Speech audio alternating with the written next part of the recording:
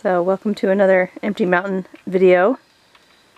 We are changing out our batteries in our solar system setup. We have four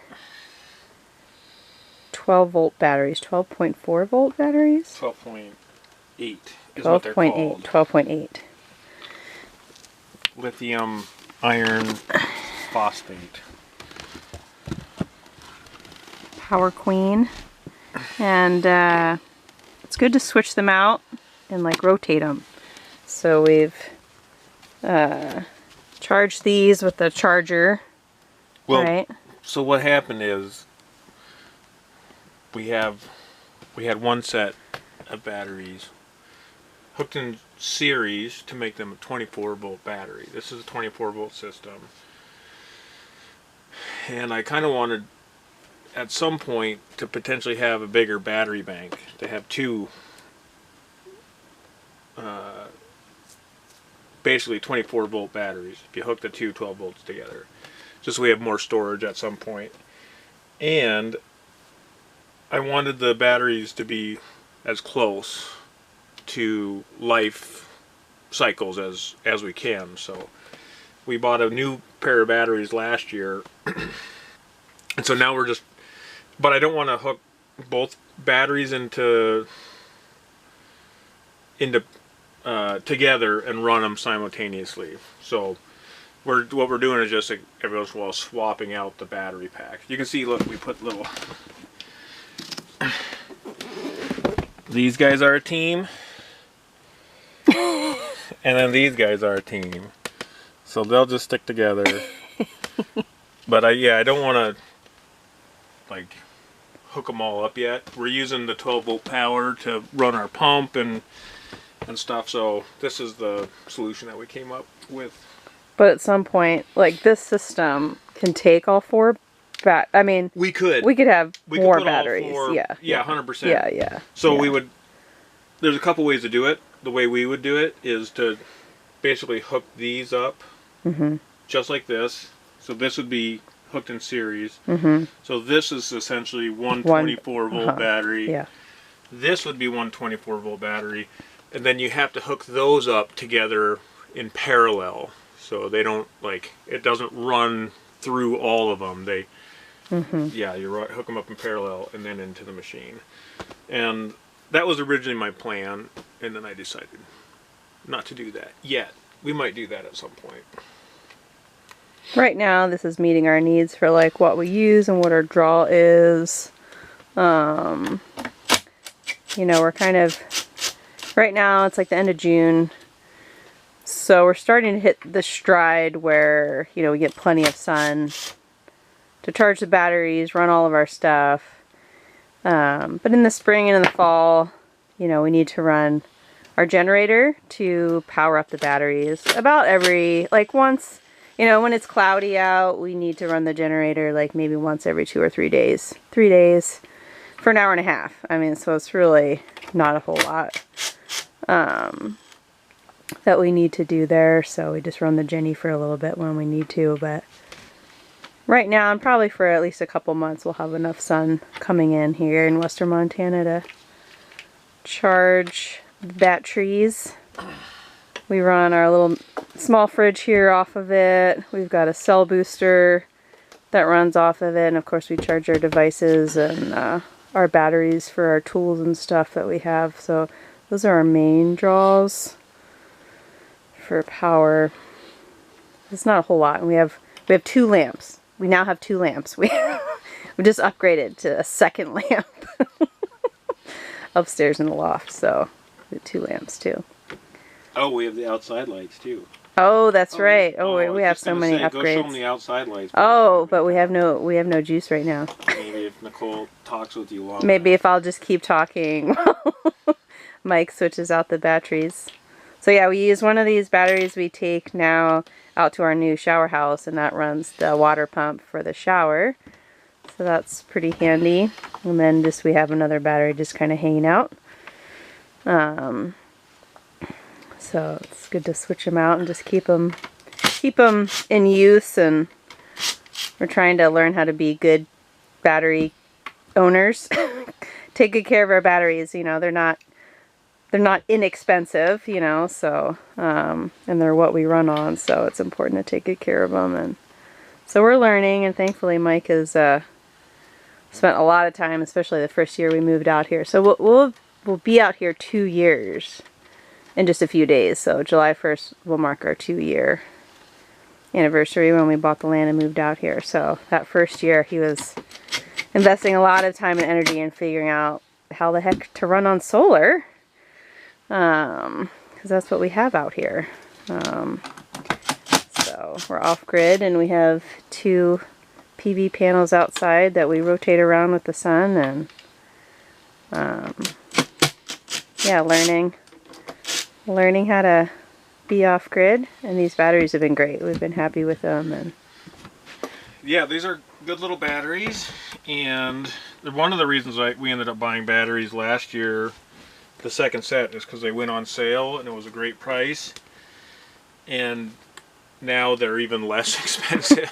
It's just, yeah, it's like market driven, right? And they're just starting to go down. And, this is the interesting thing about lithium batteries. It's the only thing on the market I've seen that's still going down in price over the last couple of years. Interesting. They're getting less expensive, and everything else is getting more expensive. So, that's strange. And they seem these. Yeah, I saw lots of good reviews. It seems like they have, these guys, the Power Queens, have distributor in Texas, I think. So they have a local. It's a Chinese company, but they have like a pretty solid local distribution, or at least local as far as the states go. And so, and I've seen some good stuff about these batteries. They're kind of clones of some other pretty good batteries. So almost there. Oh, okay, that was pretty quick. Yeah, it's a pretty simple procedure. We call the system Shira, if you haven't seen that in other videos.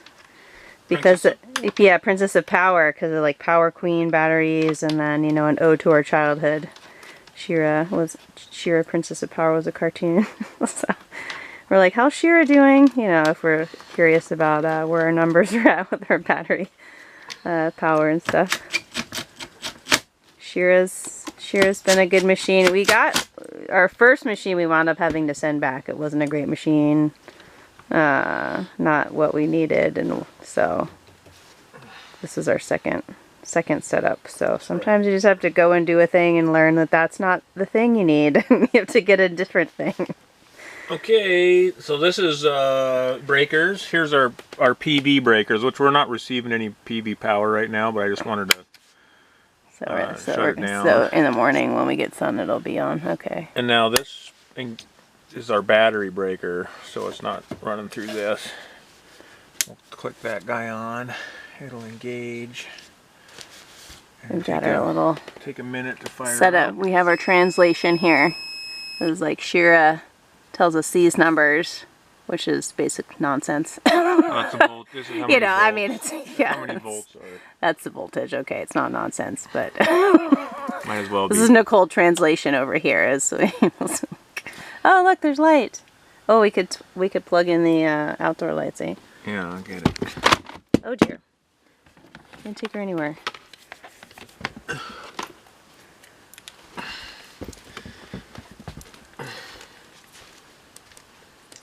Okay. Oh! Empty Mountain porch upgrade recent. Looks pretty awesome when it's like dark out. But it looks amazing now. These are cool little lights. So, yeah, Mike wired it in through the house there. There's a hole that goes inside to Shira. Well, to the outlet box. It's connected to Shira anyway, so. Behold, light in the woods.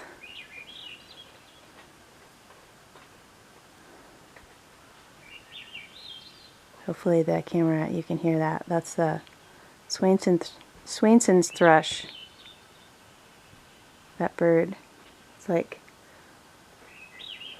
the first two sing in the morning and the last one to sing at night. So great.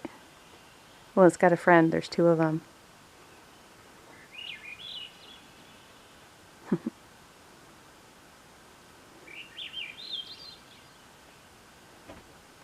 Those are PVA panels on the awesome build that Mike made on wheels. So we just spin it.